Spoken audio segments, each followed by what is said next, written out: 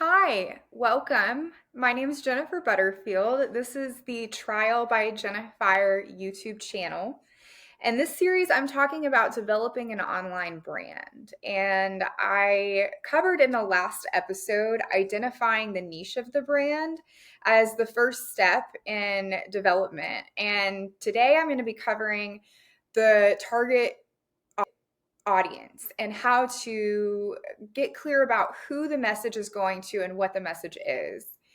And I highly recommend, I'll just jump right into it. I highly recommend looking into researching the market and getting clear, doing a market analysis with your niche in mind, and what you will be known for in your online brand.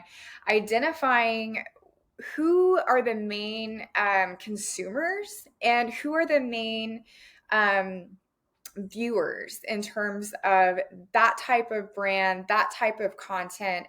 And it will look different for just about everyone. But one of the things that I think is most helpful is creating avatars based on your market research. And so, what that will look like is having 2 to 4 different characters who you're creating. They're fictional, but these people are members of your audience. And so essentially what you want to do is you want to give them a name.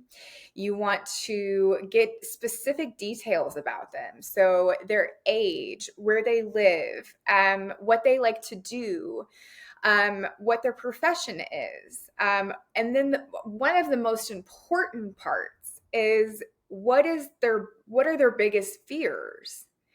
And so we're actually going to use the biggest fears as a strategy to employ in terms of marketing and targeting the right audience. So for example, say there's Todd. Todd is a 35-year-old male. He is mid-level management in his profession. He is a bachelor. He lives downtown. He drives a nice car, and he has quite a bit of investments saved up. Now, Todd's biggest fears are not being able to fill his father's shoes and being scared of not amounting to anything in terms of his professional success. And in the background, there may be some looming of not having a family, or finding a partner. But he's having fun in his life right now, and he's on the upward hill to the peak in his career. And yeah, he definitely is a part of the target audience. And so knowing that, I can cultivate my message and my content to speak directly to Todd. I can utilize different questions or hooks that might appeal to Todd's fear. And ideally, I'm approaching this with an altruistic mindset. So what I'm offering in my online brand and with my niche is a possible solution to Todd's issues. And I mean, there's more truth in that than I know what to do with, because I'll just say that so many of us are seeking connection with one another. And we all have something valuable to offer and bring to the table. And that is one of the reasons why I'm so passionate about developing an online brand and being able to embark on an entrepreneurial spirit, and add value to a community. And so I highly recommend creating avatars for 2 to 4 different members of your audience and try to make them as close to your market analysis as possible. And not only that, make them a little bit different. You can utilize AI, ChatGPT, any of the machine language prompts to help you design real time data and get clear about what characteristics and qualities and pain points each avatar needs to have. Um, So I also highly recommend tailoring your brand message.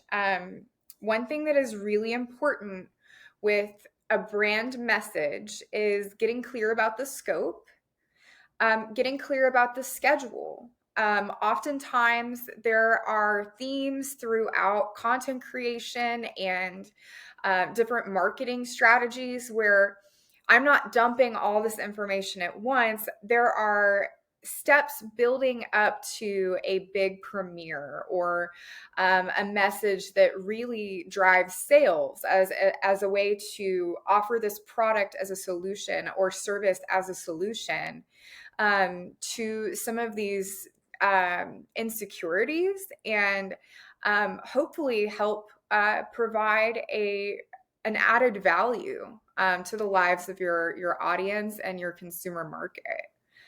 Um, in terms of tailoring your brand and showing up, and we'll go into more content creation in the next few episodes, but I wanted to just touch on the importance of authenticity.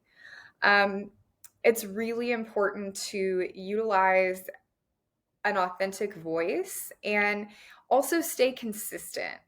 It helps me to plan out what I'm launching and when. That way, I have a clear idea of when I'm going to be looking to gain the most traction. And I can utilize those data and analytics to formulate different trends and behavior patterns uh, within my audience and use those trends and behavior patterns to drive bottom line profits. I'm a huge proponent of the 3 Ps: people, planet, and profit. So I am first and foremost, an online brand is an incredible tool because oftentimes the carbon footprint on developing an online brand is quite low. Now, shipping and handling for a physical product is a little bit different. But that being said, and we're just talking about a brand and what is possible in developing that. As far as people goes, we've talked a little bit about the audience. And, I think the important part when utilizing data and analytics is to tailor the message and strategy accordingly. So if one of the videos that you've created or one of the hooks that you've launched on a certain reel or video or post has gained a lot of traction, find ways to keep doing that in different iterations.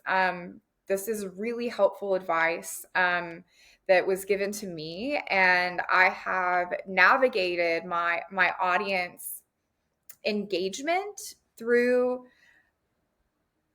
tailoring each and every post to reflect what has worked and been most effective with uh, the back end and levels of engagement from the audience. So yeah, I would also highly recommend when your audience does engage with your content to always reply to comments, to like things, to check out their profile, and utilizing this time to further gather data about who it is your audience uh, encompasses. So all this to be said, I feel really excited about offering these tools about avatars, engagement, and utilizing data and analytics to drive the 3 Ps when it comes to your online brand. And